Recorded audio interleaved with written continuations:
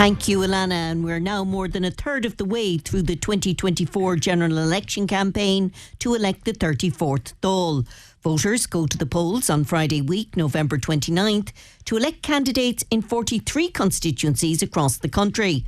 The number of TDs in the 34th Dáil has been increased this time from 160 to 174. Here in Mayo, the a 5-seater constituency is up since a 4-seater the last time round.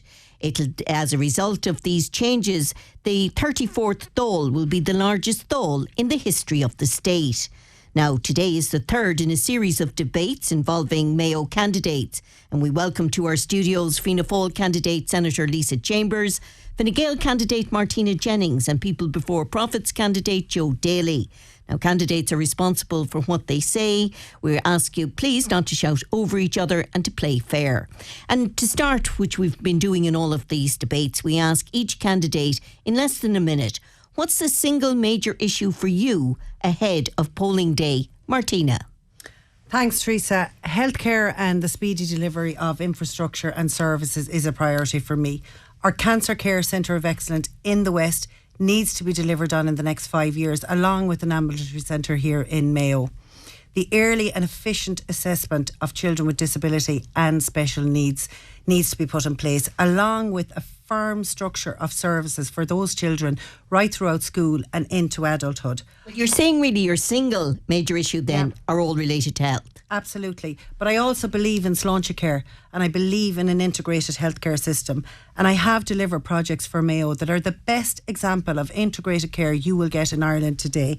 And we did that because I listened to the patients, the families, the frontline workers, identified a solution and implemented it. And that's the experience I will bring to address those healthcare issues. OK, Joe Daly. What's the single major issue for you ahead of Friday the 29th? Well, based on what I'm hearing on the doors, the biggest issue is housing, especially for young people caught and trapped in the in the rental sector, where rents have increased by 80% in the last 5 years pre-COVID. Sorry, my voice is going. I was on the doors. The average price of a mortgage has increased by 91%, which is almost doubled in the last 10 years. And we have thousands of young people, hundreds of thousands around the country, trapped living at home. They can't move out, they can't afford rents, they can't afford a mortgage. So housing is the key issue for a lot of voters that I'm hearing. And in terms of that, we need to have a massive ramping up of public investment in directly built public housing. OK, we'll move on then to Lisa. What's the single issue for you ahead of polling day? The single overarching issue for me, Teresa, is delivery. It's delivery of affordable housing that people can buy. It's delivery of expanded health services, the emergency department of Mayo General, the regional cancer centre for the West that I've worked on for the last 3 years. And it's delivery of key infrastructure like the strategic development zone at Knock Airport, the M17 north of Galway, and also the Western Rail Corridor. So it's the big picture, big items, delivery for the county.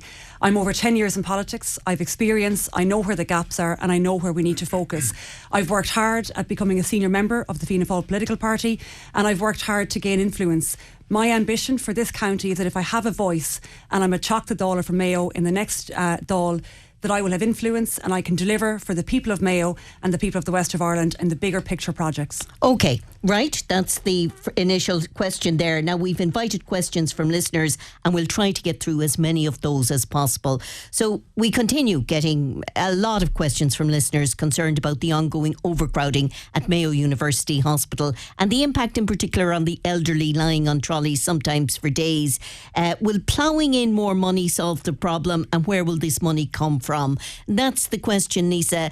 Fianna Fáil have been in government. Why haven't they solved it up to now? Health will always be a key issue and a challenge for any government. 4.5 years ago, we asked for the health portfolio, knowing it was the most difficult, but knowing it was the most important. And under Stephen Donnelly, there has been huge improvements and delivery under healthcare. In terms of Mayo University Hospital, there is a pinch point in the emergency department, but the work has started. The site clearance works have begun and the emergency department extension will be delivered next year. On top of that, the minor injury unit going into Ballina Hospital will also take pressure off the hospital in Castlebar, and 96 36 additional beds are going to be delivered over the next 6 years. That has been promised. We just and seem funded. to be hearing it forever. And the reality is there are many listeners who describe situations, and most people will have had an experience where they had someone lying in ED for hours, an elderly person maybe in particular, but doesn't matter if you're sick, you're sick. Yeah. And that once you get into the system, nobody is criticising staff at Mayo University Hospital. It just looks like the facility isn't big enough for the people that need to be served in it. Well, look, I mean, it is never justifiable to have anybody on the trolley. I will never ever justify that. But what I want to say to listeners is that we are dealing with that. We have already begun the work for the emergency department extension that has been talked about for a very long time, but the contractors are on site. The 96 beds are coming. And in terms of the patients and the staff there, you know, it is a difficult situation for patients and staff. We want to expand our health services. Under Stephen Donnelly, we've got waiting lists down from 13 months to 7 months, and we're going down we'll further. stick with Mayo University. Joe Daly, however, the reality on the ground is there's a lot that may come online, but we haven't seen it yet. Yeah, I mean, look, under Minister Stephen Donnelly, what we actually see is a pay and number strategy of the HSE, which is actually being used to decommission and cut thousands of frontline healthcare jobs. Forza, the union that represents thousands of healthcare workers, is balloting members on this. There has been a survey where 4,000 respondents described the situation as chaotic downsizing, arbitrary decisions, critical frontline services left understaffed, and this is the responsibility of the Fianna Fáil Minister Stephen Donnelly. Employees not consulted, and this is a big part of the problem of being unable to deal with the overcrowding in emergency services, along with the historical legacy of the cut in of thousands of beds in our public health services. Well, how would people before profit entice more staff, like nurses, doctors, the assistants in hospitals? How would you entice more staff? We have a fully costed budget whereby we would increase public sector pay by 10%. We would, and this is how? Because where would it come from? It would come from a multimillionaire's tax, for example. A multimillionaire's tax above the value of 4.7 million, that's not the family home, 2% up to 50 million, 3% after 1 billion, or after 50 million, and 5% after 1 billion, will bring in 8 billion next year alone. It will only affect 1% of the population because there is colossal wealth in this state. And okay, it's not so that's where you'd get your money from to change that. Yeah. Martina? With regards to Mayo University Hospital and other hospitals around the country that have waiting lists, it's not okay in 2024 that we have people waiting on trolleys. The investment is there. The commitment is now there to put a multi-annual budget in place. But we need to look at how we do things differently. And that's where our infrastructure and delivery come in, and getting people into government that know how to do that. What would you do differently? I would absolutely move it along more efficiently from a procurement point of view, from the infrastructure point of view, and from the frontline staff point of view. And we've proven already with the delivery of the 2 hospices and how we do that. Both of those hospices were built in less than 5 years at a cost of 16.3 million and brought it and came in under budget. But aside from that, what they brought to the county was an integrated healthcare service. The service we now have in the county. And what about staffing? Have you difficulty in finding staffing? No, we haven't had difficulty in finding staffing. Both hospices were fully staffed from the minute they opened. But what they did was we also increased our consultants from 1 consultant in the county to now where we have 3 consultants servicing the hospice, the hospital and the community. And that's where we need different people and different views to look at things differently. You can throw all the money you want at a problem, but unless we look at it as an overall problem, look at it long term and put a solution in place, we will be in the same place. Okay, but just to say, there may be though somewhere where you could put money and might make a difference. Many elderly and others have qualified for care assistance in their homes. There are often no care assistants available. How would you make the profession of care assistant more attractive? Martina, are you in just following on from what you said? You pay them, I assume. Yes, you absolutely pay them. And in Simon Harris's manifesto report yesterday, we have committed to doing an apprentice for carers as well. I mean, these are valued people in the community. We live in a rural but how county. long is it going to take? These people need these care assistants now. They need them straight away, so they do. And there's a 100 days commitment and there's a longer term commitment, so there is there. Okay, Lisa, on care assistants, what would you do to solve that problem, which people will tell you, I mean, they're coming up against all the time? They qualify, there's no care assistant there.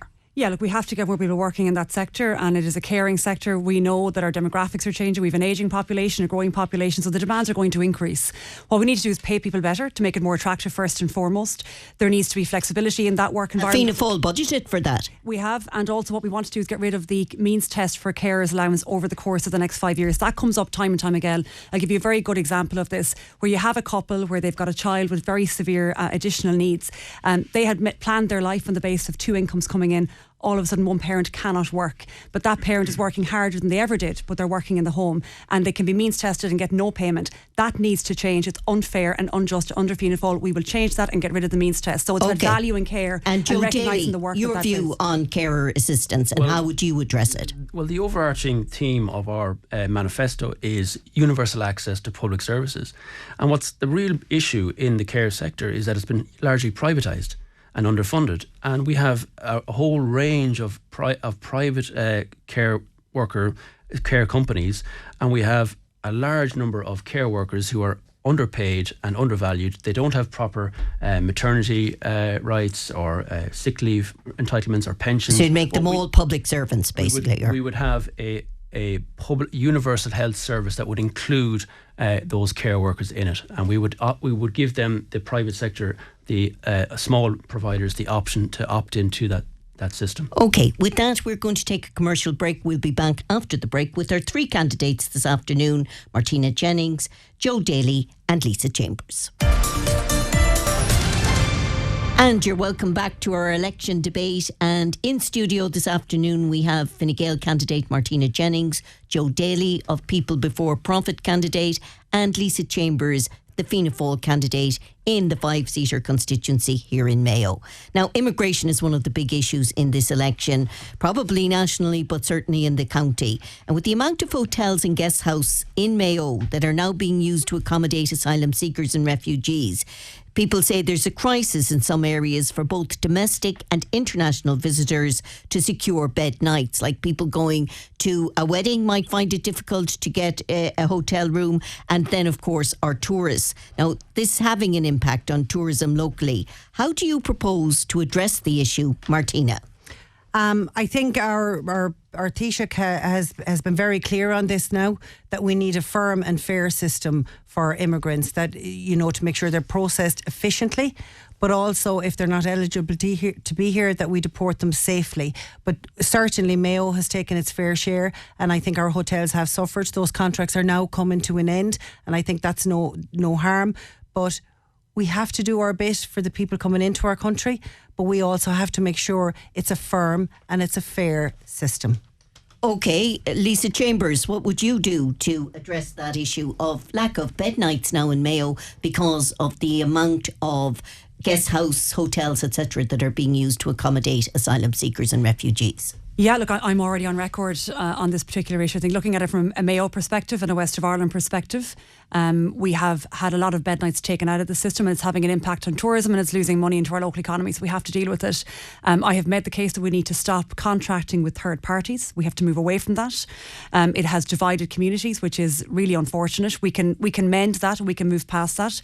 We have international obligations, and no point in saying we don't. As members of the European Union and as signatories to the UN Convention on the Rights of the Refugee, we have to play our part. However, there shouldn't destroy our own tourism industry in the process. And we have spent decades building it up, and we look at the success of the Wild Atlantic Way and the Greenway, and we need bed nights for people to stay. So we know that we need those bed nights back. So my call is that we would stop contracting with third parties, stop people speculating on property, going in to see if they can take over a hotel where it's the only hotel in the town, which clearly, in those circumstances, there is an extra factor to be considered in terms of the impact on that community. Well, would you not allow a hotel if it's the only hotel in town to be taken? I really think it's not justified. I think we have to look, the larger urban centres are better able to accommodate, but nationally, everybody has to shoulder this burden fairly. It has to be equally spread, equally dispersed. And as well, we have to have a structure in place that the numbers coming in are manageable and that we have a fair system. But we have to be honest with people that we do have international obligations we also have to meet. But, you know, from our own county's perspective, from a Mayo perspective, we have to get those bed nights back into the system to protect our tourism sector, the jobs connected with that, and the money coming into our local economy. Daly? Okay, look, directly linked to the crisis is the housing crisis. Now, we have, according to the census in 2022, in Mayo alone, we have over 9,000 vacant homes in this county. We have that's excluding over 6,600 holiday homes. Okay? We have, in total, around the country, 166,000 vacant homes. Over 48,000 of those are vacant for more than 5 years. Okay, so we have loads of vacant homes that need to be compulsory purchased by the state and rapidly transformed and retrofitted so that we can house not just the homeless but also the people that are coming in looking for refugee status. We don't have the kind of people in place that can retrofit at that kind of level either. Well, we have 25% of workers are working on building homes. The rest are building hotels and office blocks. We have about 125,000 construction workers in the country. If the government brought in emergency measures, declared a housing emergency and transferred those workers into the housing sector, we could rapidly do that job. Rapidly. And via a state construction company. And we would invest initially 500 million next year, again fully costed, to build a fully public, state-owned and controlled construction company and give those workers decent paying conditions. And we can do it on a large scale and rationally done. And okay, a state-owned construction company. Why not, Lisa? Why aren't Fianna Fáil thinking like that? Why haven't they thought of that over the last 5 years? Well, look, in the last 4.5 years, Fianna Fáil has got Ireland building again. 4.5 years ago, we took on the housing portfolio. We asked for it, even though it was difficult and other previous ministers had failed to get a grip on it. But you didn't deliver what's needed. Well, I disagree. We've delivered a lot in the last 4 years. We're up to nearly 40,000 units. We want to do more. In terms of vacancy, and Joe was right on this, there is a lot of vacancy in our towns and villages across the county. The Croí grant, the vacant homes grant, has been hugely successful in Mayo. We want to increase the 50 to 60,000 and the 70 up to 80,000. But crucially, a new idea we have is the over-the-shop unit, those units in the town centres above shops. We want to bring in a €100,000 grant to get those back into use for residential. So we are tackling vacancy. We want to do more. We took on a difficult brief. We are making progress. The plan is working. We want time to do more and to continue delivering. Okay, Joe, you want to come in there for a moment? I mean, look, Fianna Fáil and Fine Gael, the government has not delivered anywhere near the needed numbers of social and affordable housing. Just haven't delivered it.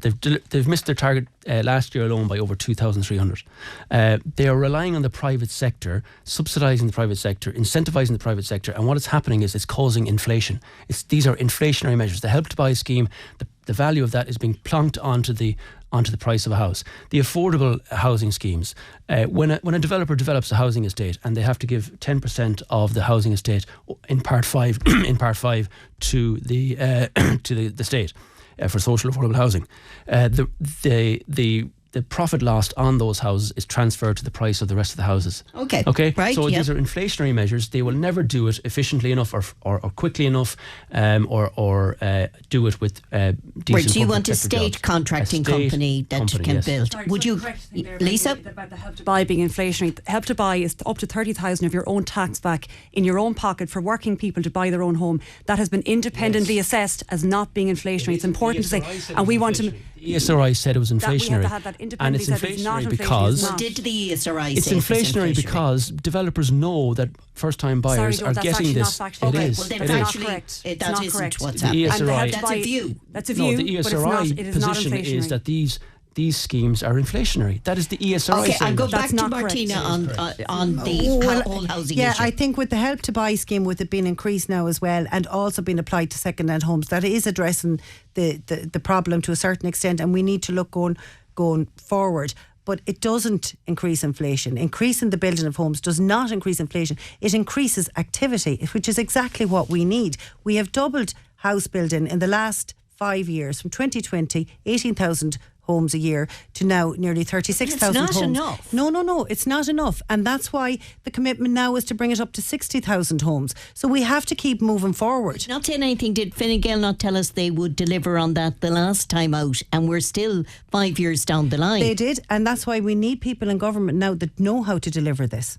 Okay, I'm sorry, time is just running out there, Joe. Our time is running out, and I just want to, in fairness, give you the last question, which is, in less than a minute, Lisa, I'll go to you first. What do you see as your greatest achievement to date for County Mayo as an elected representative? Yeah, thank you, Teresa. I mean, I've really focused in on health and justice. I delivered €7.5 million for the Daisy Lodge Children's Respite Centre with the Shared Island Unit and Department of Health. I piloted an endometriosis awareness programme in schools in this term as well, and drafted the first ever women's health policy, the only party to have one. And really importantly, I took a piece of legislation, the stalking legislation, which I drafted. It is now on the statute books, which I know will help victims, future victims of stalking. That was not a criminal offence until I brought my bill through. Okay, and thank you. And Joe Daly, what do you see as your greatest achievement to date for County Mayo as a community activist? Well, I've been involved with my union for the last 17 years, fighting the cuts of Fianna Fáil and Fine Gael in the education sector, and I'm an elected school steward, elected representative on the CEC. I've also stood fought on the repeal of the 8th campaign. Marriage equality, the water charges was probably one of my biggest achievements, but also being one of the loudest voices in solidarity with Palestine and the horrific genocide that's taking place there. Okay, Martina, what do you see as your greatest achievement for the county? My proudest achievements would be the delivery of the Cystic Fibrosis Unit and the Mayo and Roscommon hospices. And in Mayo, we now have a chance to elect a candidate to Dáil Éireann who has already delivered for Mayo, who is not afraid to challenge the system, but has unrivalled broad experience across the public, private and voluntary sector, and that knows how to listen and to understand the issues, and more importantly, will ensure Mayo gets its fair share of the commitment of infrastructure and investment, and we are no longer seen as a region in decline. Okay, time is caught up with us. Thanks to Lisa, to Martina and to Joe. On Wednesday, our next debate involves Councillor Jerry Murray, the Sinn Féin candidate, Fine Gael candidate Ciara Keogh, and independent candidate Jerry Loftus. Thanks for your questions. Thanks for your company over the last half an hour or so. And we'll be back on Wednesday with the 4th election debate.